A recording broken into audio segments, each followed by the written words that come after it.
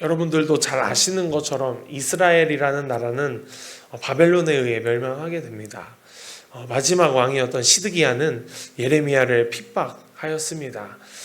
그 예언과 선포가 이스라엘의 멸망을 예고했기 때문입니다. 그래서 그렇게 핍박을 하였습니다. 그러나 바벨론의 포위가 되자 예레미야에게 사람을 보내어 이스라엘과 자신을 위해 기도해달라고 요청하는, 어떻게 보면 좀 뻔뻔한 모습을 보여줍니다. 2절 말씀을 보시면 우리를 위하여라는 말이 나옵니다.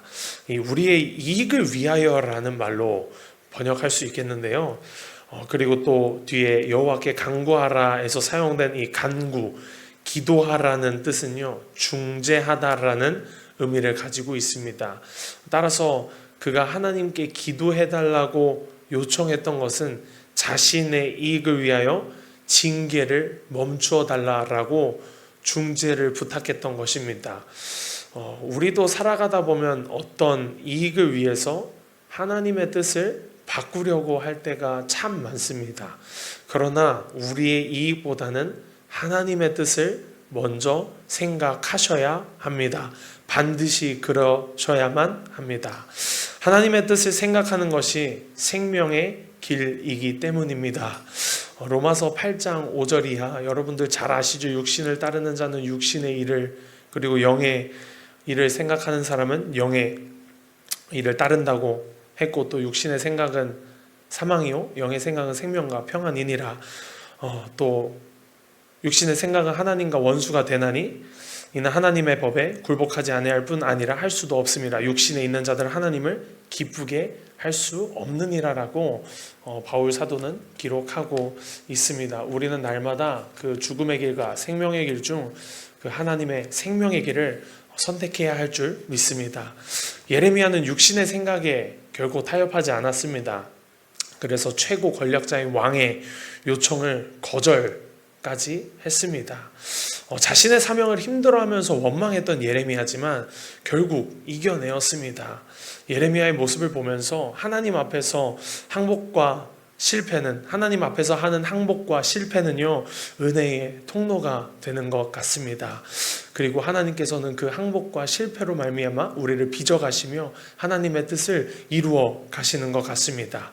우리는 항복과 실패와 같은 이러한 단어를 너무나도 싫어하죠.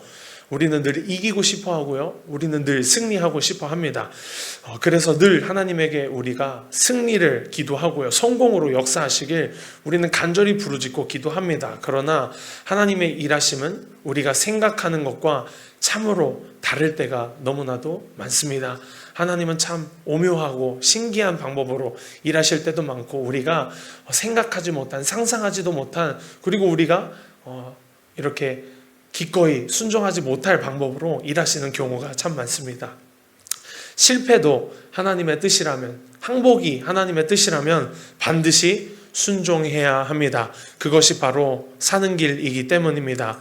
예수님도 고난의 쓴 잔을 자신에게서 지나가게 해달라고 기도하셨지만 모든 고난과 역경을 겪으시고 십자가에 못 박혀 죽는 사명을 완수하셨습니다. 그리고 부활 후에 우리들에게 나타나셔서 자기를 부인하고 자기의 십자가를 지고 나를 따를 것을 예수님께서도 명령하셨습니다. 우리는 그 말씀을 반드시 기억해야 할 것입니다.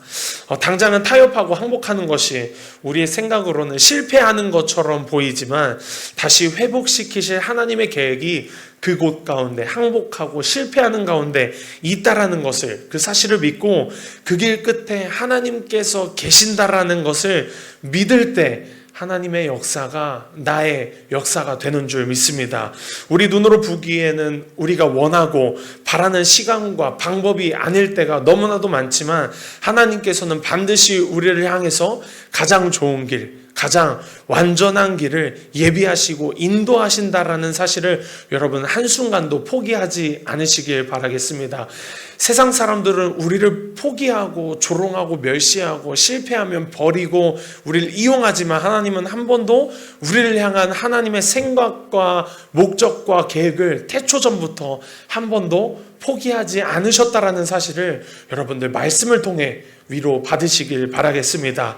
우리는 세상에서 성공하길 원하죠. 그래서 성공을 외치며 간절히 기도합니다. 그러나 하나님의 뜻을 묵상하지 않는 기도는 결국 자기의 욕심이 되고 욕망이 됩니다.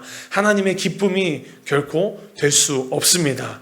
하나님은 우리가 일상에서 나를 향한 하나님의 그 뜻을 알기를 원하시고 하나님의 마음을 본받아 살아가길 원하십니다. 때로는 성공하지 못할지라도 하나님 되심을 나타내며 살아가는 삶, 그것이 하나님께서 우리에게 맡기신 삶입니다.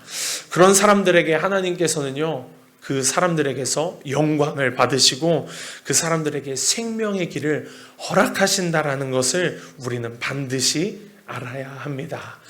말씀을 마무리하고 싶습니다. 우리는 세상의 성공보다 하나님의 뜻을 먼저 생각하고 있습니까?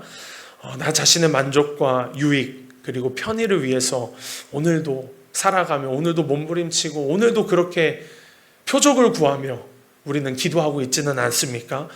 돌아보고 기도했으면 좋겠습니다. 그래서 이 시간 기도할 때 나를 향한 하나님의 뜻을 알게 해달라고, 내가 사망의 길이 아닌 생명의 길을 걸어갈 수 있도록 하나님의 마음을 본받아 생명의 길을 걸어가게 해달라고 우리 함께 기도했으면 좋겠습니다.